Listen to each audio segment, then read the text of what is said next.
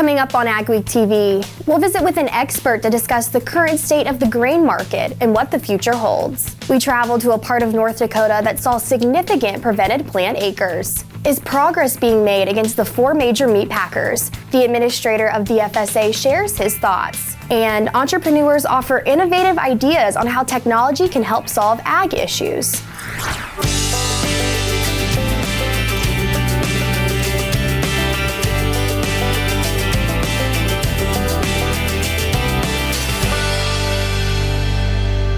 Welcome to Agweek TV. I'm Emily Beal. Thousands of acres weren't planted this spring because of wet soil conditions or fields that simply weren't ready. We visited one area in North Dakota for a closer look and to get thoughts from the people involved. It's this week's cover story. Yeah, Mother Nature's throwing a few curveballs.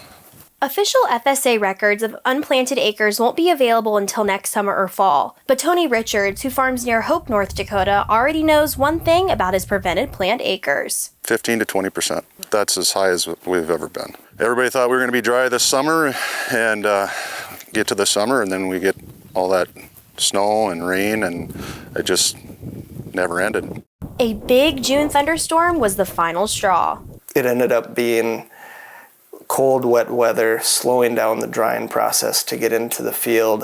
And once that last big rain came, that was it for the farmers. So there was full fields all of a sudden being put into prevent plant.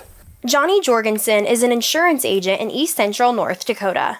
Barnes County, from the farmers I've talked to, is probably going to be the worst this year, possibly around 60 to 65% planted. Megan Vig is an extension agent in bordering Griggs County. When visiting with local crop insurance agents, they report anywhere from minimal acres to upwards of 25%. Those acres are coming from field margins, wet, low spots, but also whole fields. Richard says markets have made prevented plant especially painful this year. The opportunity lost to plant a crop, and with the record prices, that's the most frustrating thing.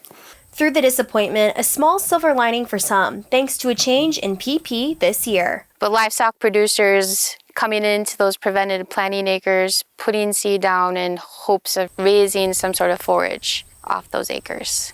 That forage can be sold to cattle producers, but neither that nor prevented plant will ease the financial burdens for farmers like Richards.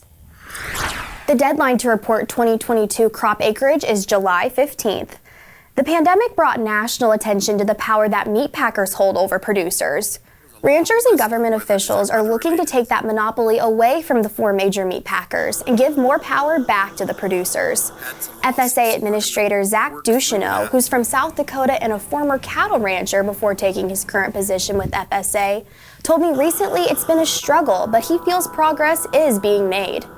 I think there's hope, and I think we're closer. We're having the conversation out in the open now.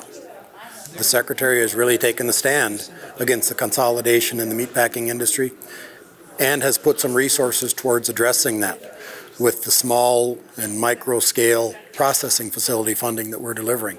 We're at a critical point where we have producers aware, we've got both sides of the legislative branch aware, and we've got the executive branch working on it as well. So we just got to empower our producers to have that opportunity to do something different with their product than just to one of those 4 meat packers.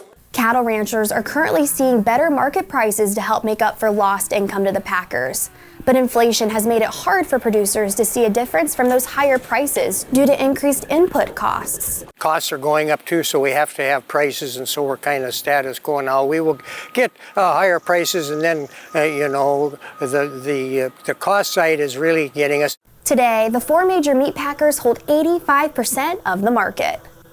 The late wet spring much of the northern Great Plains went through was an excellent testimonial to the advantages of drain tile. Tiling can be a large initial investment for farmers and landowners, but according to Hans Kandel, an NDSU Extension agronomist, the benefits far outweigh the drawbacks, especially in springs like this. Of course, higher yield. And we can document that yields are higher when you have tile drainage. It will depend on the rainfall, of course, and the conditions during the season, how much that difference is. We typically can get into the field earlier, and because you can get into the tiled field earlier, you also can then plant the whole farm earlier. Candell has been doing tiling research on test plots since 2008, but he says his findings during last year's drought took him by surprise. During some of the drier years, you would expect that there will be a negative effect of tile, but that is not always the case. In this particular soil, we typically have some IDC issues, but because of the tile, some of the salts leach through the tile system and are at a lower level. And because the salts are lower, the crop did better. So during the dry year, last year, during the drought, I had a few bushel more yield on the water managed side compared to the non-tile drain side. Candell advises landowners come up with a tiling plan for their acres and start with fields that need the most help with water management. One company is setting out to unleash the power of natural resistance against a major soybean disease in the region. EOS Diagnostic was created in 2020. The Quebec-based company will work in research plots at Grand Farm and plans to use its technology to improve control.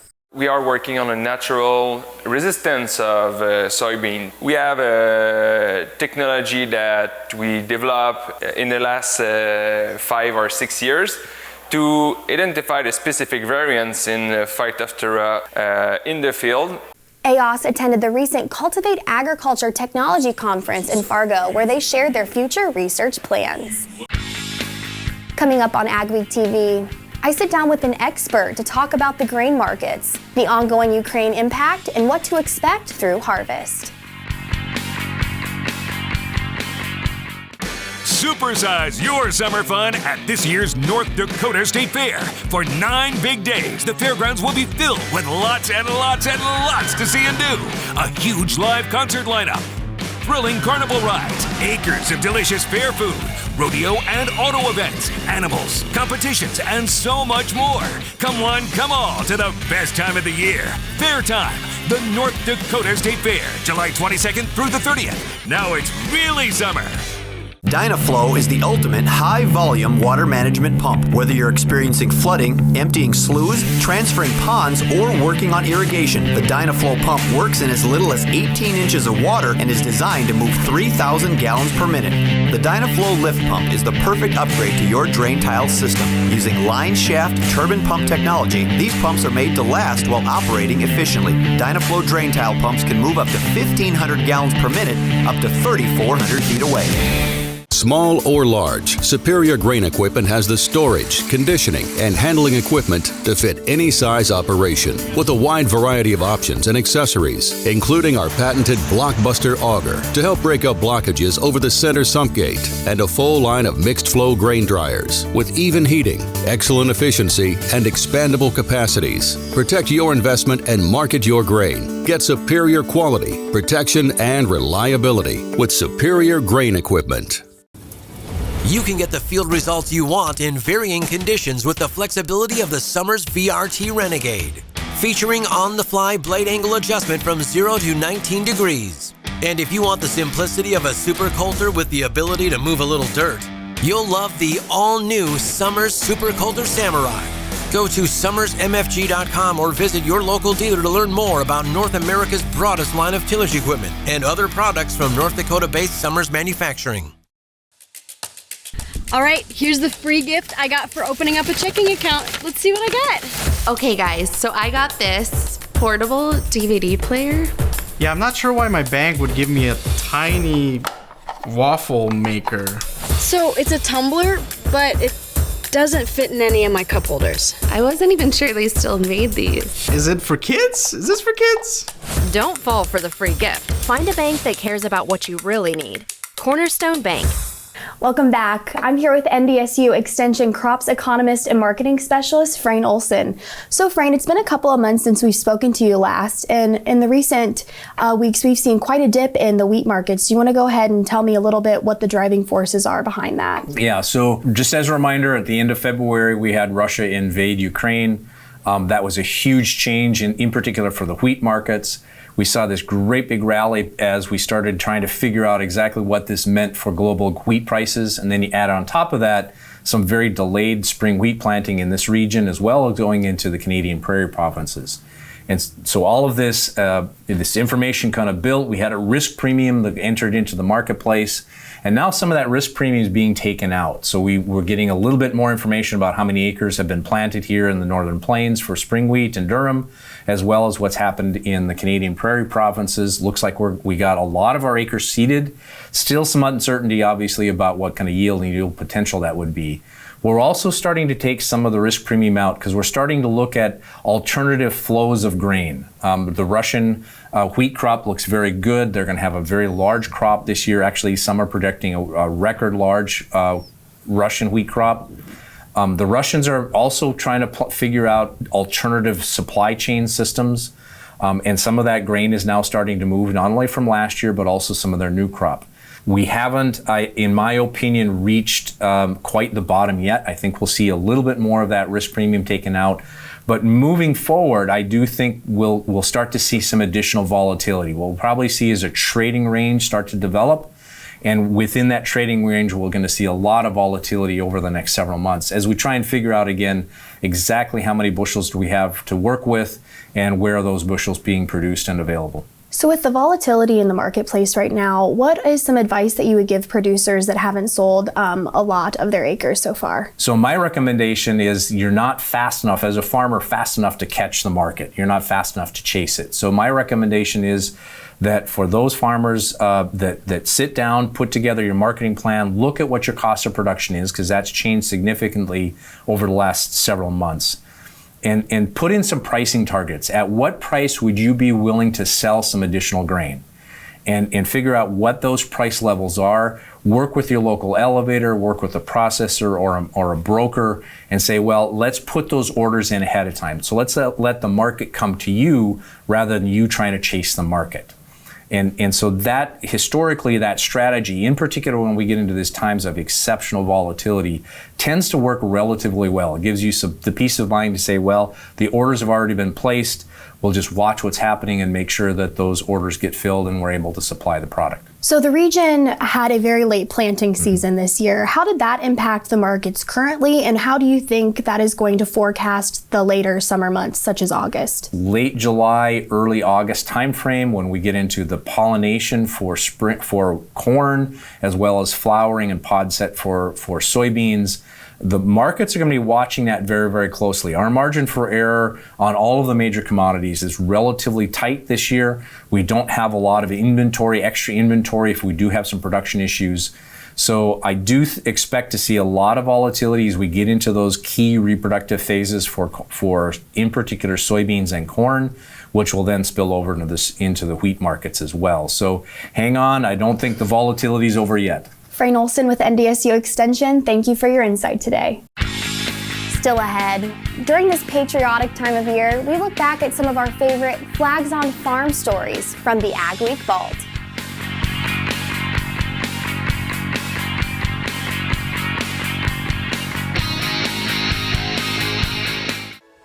Every season has an end. After spending your whole life building something, it can be hard to move on to your next stage in life. But when that time comes, you deserve to have someone you trust guide you through the process. And by trusting us to pass on your legacy, it gives someone else the chance to create their own. Every auction has a story. Let us share yours. For over 130 years, Farmers Mutual of Nebraska has been providing protection from the unexpected. Farmers and ranchers choose Farmers Mutual insurance coverage for their industry experience, prompt claim service, and unmatched financial strength. Experience an insurance plan that's customized for your operation. Visit fmne.com to contact an agent for a quote today. Farmers Mutual of Nebraska, always alongside you. I am Kevin Johnson, president of Gateway Building Systems. I started with Gateway back in 1974 on the construction side. The next year went into the office and sales, and in 1977 became part owner. We've got a great team of salespeople, designers, project managers. The key to Gateway is our people. Our customers appreciate the quality and reliability.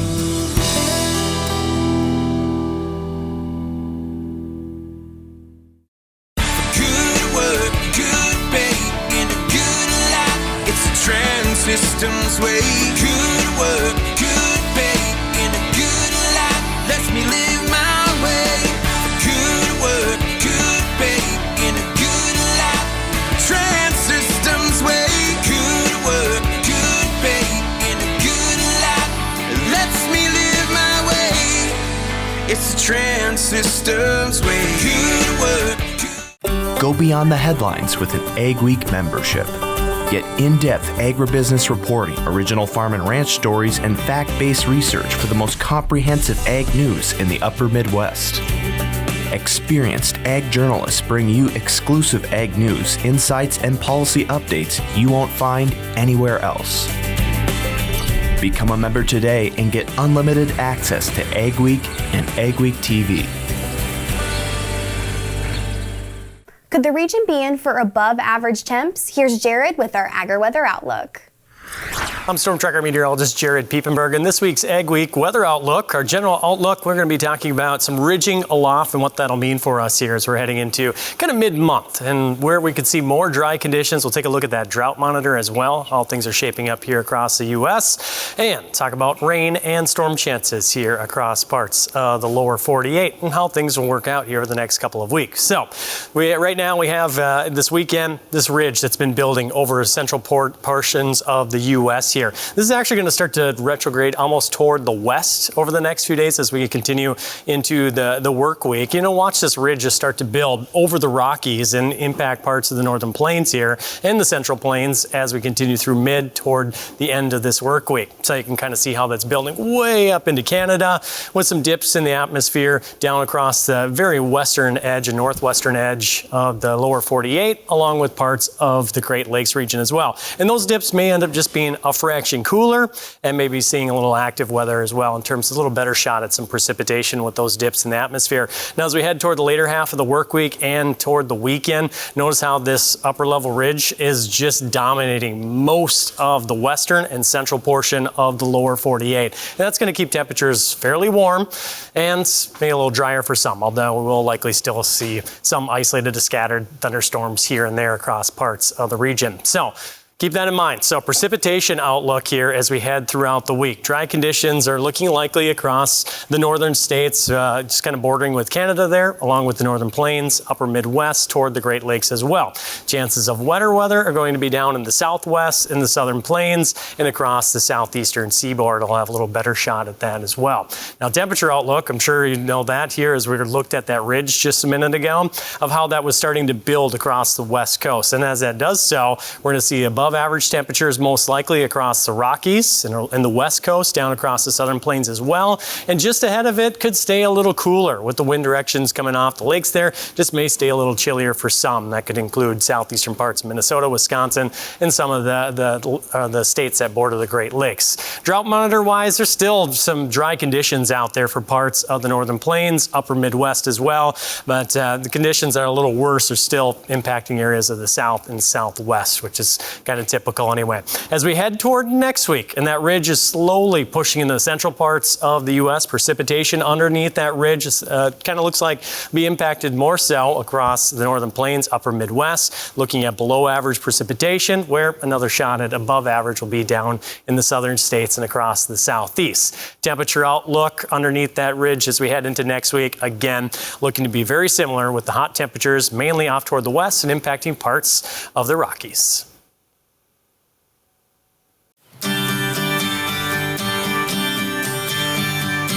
At Advanced Grain Handling Systems, we're your full-service grain dryer and bin project partner. We'll handle everything from start to finish. These guys are all in one. That was one of the big draws. They were the general. They took care of the electrical. They took care of the cement, took care of everything. Whether your next project is big or small, let our team help with it all. Visit advancedgrainhandling.com. Every season has an end. After spending your whole life building something, it can be hard to move on to your next stage in life. But when that time comes, you deserve to have someone you trust guide you through the process. And by trusting us to pass on your legacy, it gives someone else the chance to create their own. Every auction has a story.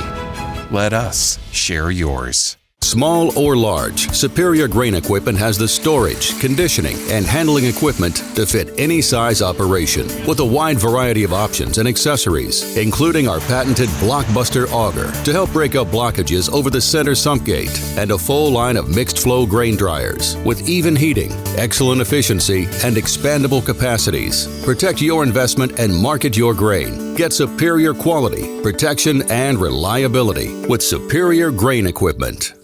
We have products that no other companies have. That gives us a bit of an advantage and a bit of an edge, and provides some security to our customer base that we've been here, we're here to stay, and we want to still provide these new innovations to the customers today. It's cold granulated products where we're putting together multiple nutrients. We've got products in our Micro Essentials lineup that contain sulfur and zinc, and we also have products on our potash side which contain boron, which is a newer product for us, which is called Aspire.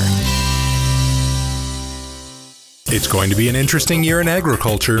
We have already seen the markets trade to new crop highs and levels not seen in years. There is uncertainty around the 2022 growing season. Will drought impact production? How many acres will be switched? And will demand remain strong? Are you getting the information you need to make the right marketing decisions? With the changing market environment, maybe it's time to change how you approach your grain marketing. Let Martinson Ag Risk Management get you the news that matters and a marketing plan that suits your needs. For farmers, flying the stars and stripes isn't just for around Independence Day. Farmers proudly display their patriotism all year round. For the past 5 years, reporter Mikkel Pates has been sharing those stories of flags on farms as he's traveled around the upper Midwest. Here are a couple of our favorites from the Agweek Vault. We did it because we were so thankful to be living in a free country and wanted to, show our appreciation. This round-raftered hog shed has stood on the DeYoung farm near Orange City, Iowa since 1920. But in 2011, it needed a new roof. So Ronald and Ardith DeYoung decided it was the perfect canvas to show their patriotism. But their idea to cover it with a flag was no small task. They had to do a little special measuring with the computer to get the right width and the right stripes and the right stars. If it would have been me, I would never have had it that accurate, but it had to be as accurate as what we could get it. He's not exaggerating. DeYoung says many who stop comment on the flag's authenticity. The DeYoungs say the flag has served as a backdrop for everything from family portraits to wedding pictures. It's really amazing how many people will stop on the road and get out and take pictures. I mean, we never imagined. Ronald DeYoung and his two brothers are military vets, and he displays this flag with pride and gratitude. This time of year, patriotism runs high, and there's no greater symbol of that. Top quality so that it would last. Jason Lovis is the fourth generation on this Hillsboro, North Dakota farm. As his corn production grew, so did the size of his bins, and gave him a bigger place to proudly display a huge flag. I've been surprised at how many people have stopped by the shop just to thank us and show their support and to kind of congratulate us on the idea of putting up a flag. Jason's dad, Peter, was surprised when he heard what Jason wanted to do, but he loves to have the 12 by 25 foot flag rippling proudly across his bin, prominently displayed along Interstate 29. Person, what the heck you doing over there? And that's pretty neat. Jason Lovis says at this time of political division in the U.S., the flag is still a good reminder of who we are. There's certainly a fair amount of political tension in this country, and we need to remember that we're all Americans. That was maybe part of my goal or thought behind the flag. This is Mikkel Pates for Ag Week.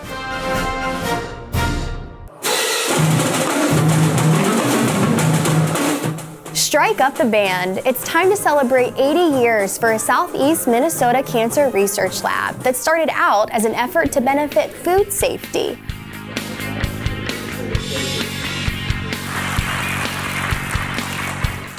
Supersize your summer fun at this year's North Dakota State Fair. For 9 big days, the fairgrounds will be filled with lots and lots and lots to see and do. A huge live concert lineup, thrilling carnival rides, acres of delicious fair food, rodeo and auto events, animals, competitions, and so much more.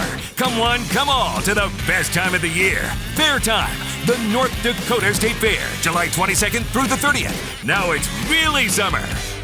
Attention farmers and farming communities. The herbicide Paraquat has been linked to Parkinson's disease. Paraquat, also known as Gramoxone, is still being used in the U.S. on corn, soy, and wheat crops and puts farm workers in danger. Producers across the country have filed lawsuits claiming that Paraquat caused their Parkinson's disease and that the manufacturer failed to warn about the chemical's risk of neurological damage. If you or a loved one was diagnosed with Parkinson's after direct or indirect exposure to Paraquat, call or visit solberglaw.com. Since the inception of Vatterstadt, the spirit of innovation has led the company. We push the limits, providing innovative and reliable seeding and tillage solutions that simplify everyday life for farmers. We continue to reimagine the capabilities and technology behind farm machinery, providing customers with a perfect emergence while maximizing their yields. We look forward to growing together. Don't miss out on the equipment you'll need next season. Titan Machinery, your local Case IH dealer, has early order discounts on its full line of powerful, efficient, new Case IH equipment, including tractors, combines, and self-propelled sprayers. Get a great deal and ensure that you have the latest in productivity and technology. Supply chains are tight. Contact your Titan Machinery dealership today and find out how much you can save by ordering ahead. Titan Machinery, your local Case IH equipment experts. For Agweek, this is Mikkel Pates at Watertown, South Dakota. We'll look at the positive impacts that dairy can have on the community. A Minnesota couple has put a grain bin to a new use. Spoiler alert, it's not grain. This elaborate system of tubing with the downhill slope is how Maplewood State Park gathers sap to make syrup. Thanks for watching Agweek TV. Remember, for all your ag news, go to agweek.com and follow us on Facebook, Twitter, and Instagram. When you see or hear the word Hormel, chances are food or meat likely come to your mind. But did you know Hormel is also synonymous with innovative cancer research? The Hormel Institute in the southeast Minnesota city of Austin recently celebrated its 80th anniversary. The son of Hormel Foods founder George Hormel started the lab in an effort to benefit food safety and preservation research. 80 years later, it partners with the University of Minnesota and Mayo Clinic, among others, to conduct critical cancer research. While awareness of the Institute and its mission have grown, thanks to 2 expansions in the last 15 years, it's still somewhat under the radar.